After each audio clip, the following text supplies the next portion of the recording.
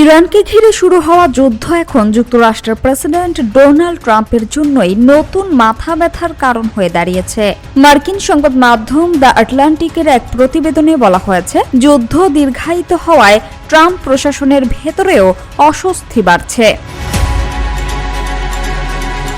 প্রতিবেদনে উল্লেখ করা হয়, ইসরায়েলের প্রধানমন্ত্রী বেঞ্জামিন নেতানিয়াহুয়ের উৎসাহে ইরানের বিরুদ্ধে সামরিক অভিযান শুরু করে যুক্তরাষ্ট্র।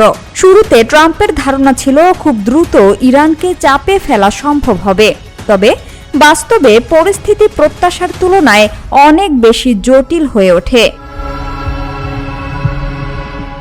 মার্কিন গোয়েন্দা সংস্থার মূল্যায়নে বলা হয়েছে, অবরোধ ও সামরিক চাপের মধ্যেও ইরান এখনও কয়েক মাস টিকে থাকার সক্ষমতা রাখে। বিশেষ করে হরমুজ প্রণালীকে কেন্দ্র করে উত্তেজনা বাড়ায় বিশ্বজুড়ে জ্বালানি বাজারেও প্রভাব পড়তে শুরু করেছে।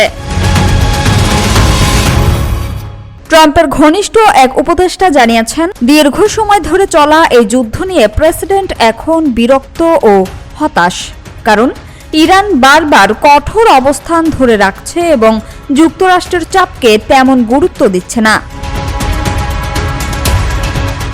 এদিকে যুদ্ধের কারণে যুক্তরাষ্ট্রে জ্বালানির দাম বাড়ায় রাজনৈতিক চাপেও পড়েছে রিপাবলিকানরা। দলটির নেতাদের আশঙ্কা, পরিস্থিতি আরও দীর্ঘ হলে আগামী নির্বাচনে কংগ্রেসের উভয় পক্ষেই বড় ধরনের ক্ষতির মুখে পড়তে পারেন তারা। সামিয়া সুলতানা, ঢাকা ওয়াচ।